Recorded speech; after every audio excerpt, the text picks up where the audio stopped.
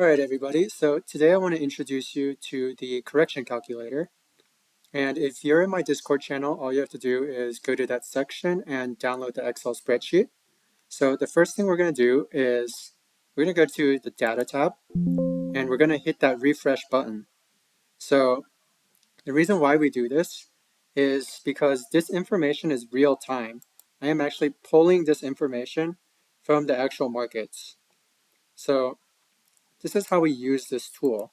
We can see that the 52-week high is basically 480 on SPY, and this right here shows the percentage from the high, from where we are now. So if we're looking at SPY today, we can see that we're at an 8.8% pullback. So the status right here is going to let us know if we're in a pullback, a correction, or a crash. And I basically have these color coded for you. So blue is 1 through 9%, which represents a pullback. Orange is a correction, which is 10 to 20%. And then a crash represents everything after 20%. Or you can include 20% too. So 20% to 31% is basically a crash. So we can see right now that the S&P 500 is in pullback territory.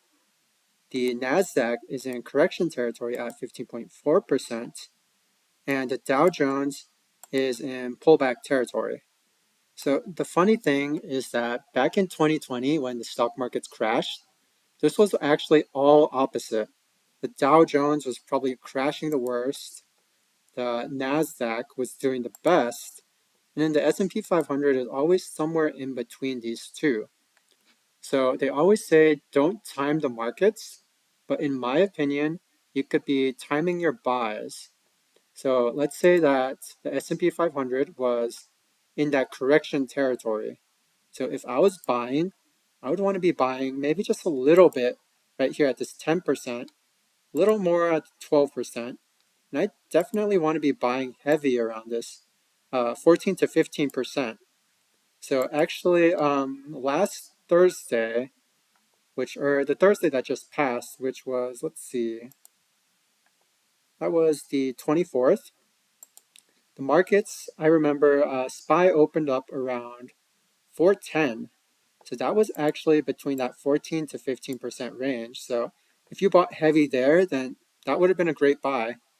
But generally, when the markets go to this 21 plus percent range, these dips are quickly bought. If you can even get anything in this price range, then you are very lucky because oftentimes the stock market could maybe find a bottom at like 25%, and then the next day we can go right back up to like 18%. And then the end of the week we could go back to like 15%, and then by the end of the month or the next month we're right back in pullback territory. This is common. If you go back in history, you could see this time and time again. Obviously not when the bear markets were lasting more than a year, but we're in very different times now. So in my opinion, my personal opinion, these dips will get bought up real quick. So the way things are right now with the interest rates and inflation, definitely the NASDAQ is going to hurt more than everything else. As you can see, 15.4%. And the Dow is performing the best. And where I would want to buy for the NASDAQ, I would probably want to buy in this higher range where we're in that 15 to 20 plus percent, just because of the overall situation with the interest rates and inflation. NASDAQ is definitely going to hurt more. So I would want to be buying in this higher range. And SPY, I definitely want to accumulate around these lower correction areas. And I want to go heavy in these higher correction areas. And definitely just go all in when we're in that crash territory.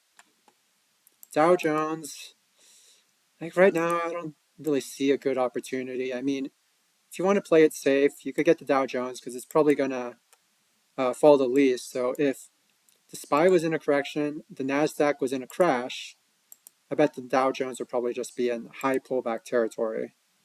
So if the Dow Jones, so I guess if the S&P 500 were in crash territory, the Dow Jones will probably be in high correction territory. So if you're going to buy the Dow Jones, at least buy it in correction territory.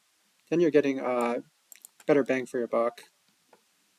So this is basically the correction calculator.